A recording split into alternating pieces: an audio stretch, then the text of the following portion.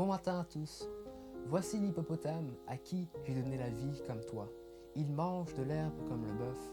Le voici, sa force est dans ses reins et sa vigueur dans les muscles de son ventre. Job 40, versets 15 à 16. Tu connais sûrement l'hippopotame. Ce puissant mammifère réside essentiellement en Afrique et passe le plus clair de son temps dans l'eau.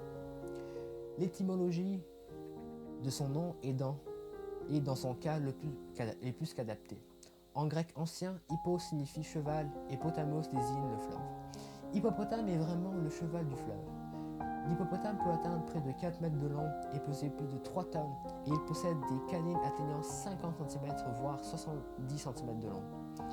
Il est avec les serpents, l'éléphant et le buffle l'un des animaux les plus dangereux du continent africain et par le grand nombre de victimes humaines.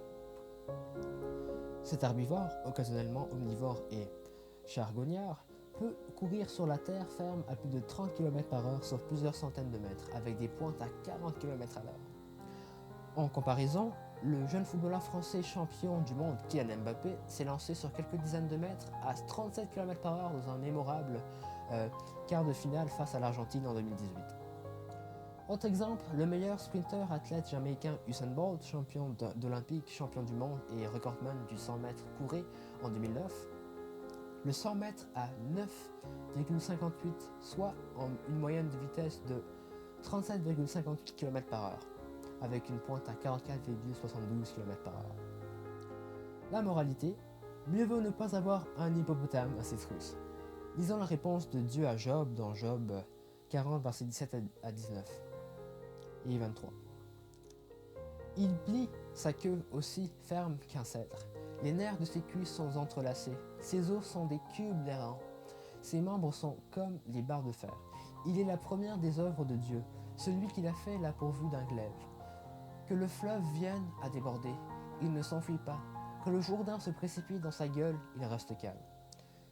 Tu noteras que dans ce passage biblique, la belle allusion poétique à la force de l'hippopotame, dont notamment les impressionnantes canines.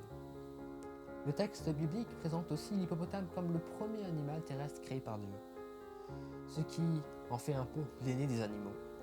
Pour certains, le premier passage biblique cité invite au régime végétarien, se rapprochant du célèbre dicton affectionné par un médecin.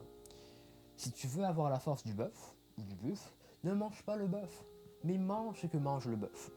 En conclusion, sois toujours respectueux de la création du Seigneur, en particulier de ses créatures et donc les animaux. Extrait d'Olivier Régis. Bonne journée à tous.